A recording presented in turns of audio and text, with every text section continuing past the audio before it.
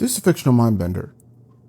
The most recent episode of Strange New Worlds, as of the making of this video, focuses on the first time that Kirk took command of a starship.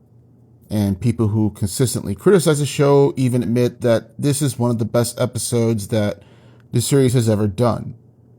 In their own words, it felt like true Star Trek again.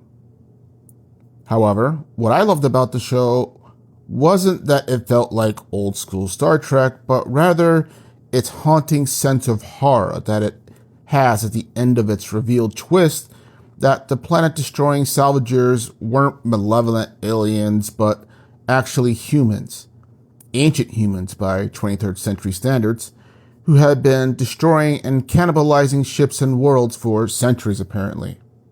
That it had been a crew of 7,000 colonists who left an Earth that they presumed to be lost 300 years ago in search for a new home and basically got lost in the infinite darkness of space and lost the time.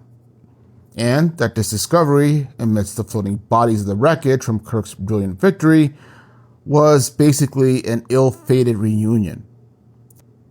We never find out what happened to these explorers or what quote-unquote broke them in such a way that they became interstellar menaces for 300 years. And that's the horror of it. We don't know. And that answer is neither looked into nor discovered, at least as far as we know, the making of this video.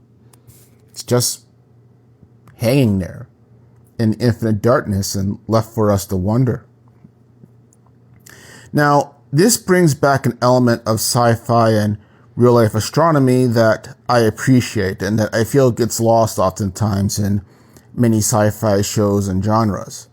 That is that as wondrous as space is and can be, it's also potentially even more so monstrous. That there are unknown things and events out there that we cannot fathom that can change us or destroy us. Star Trek Beyond, I think, comes closest to this plot thread, but gives a full explanation of what happened to the Forsaken crew that also takes out a lot of that lingering horror.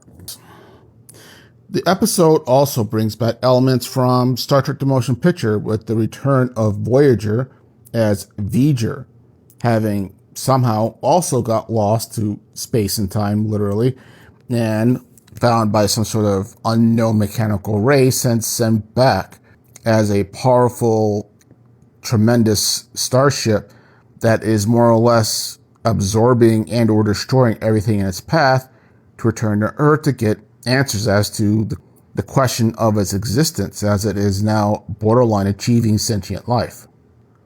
It also takes lessons from the movies 2001 and 2010's presentation of space, not as a nebulous, scattered, colorful, gas-filled expanse, but infinite darkness, a silent darkness with unknown mysteries that are never really fully explained. And also, too, it even takes elements from sci-fi horror like Alien and Event Horizon, with predecessors to the main protagonist who, for one reason or another, met a bad end that is also never fully explained.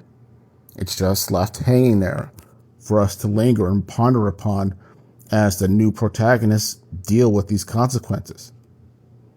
It's these elements that leave a lingering sense of dread in me and have me wondering just what the hell did happen to those 7,000 people, that they became perhaps less than human.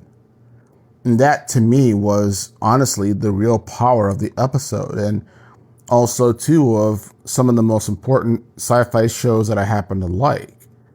That sense of you don't know and you may never know, and just that lingering possible fact of that I may never know what may have happened, and that part of myself trying to put myself in a position, having to be the ones who had to deal with that and or sacrificed or died or whatever the hell happened, is kind of legitimately terrifying to me.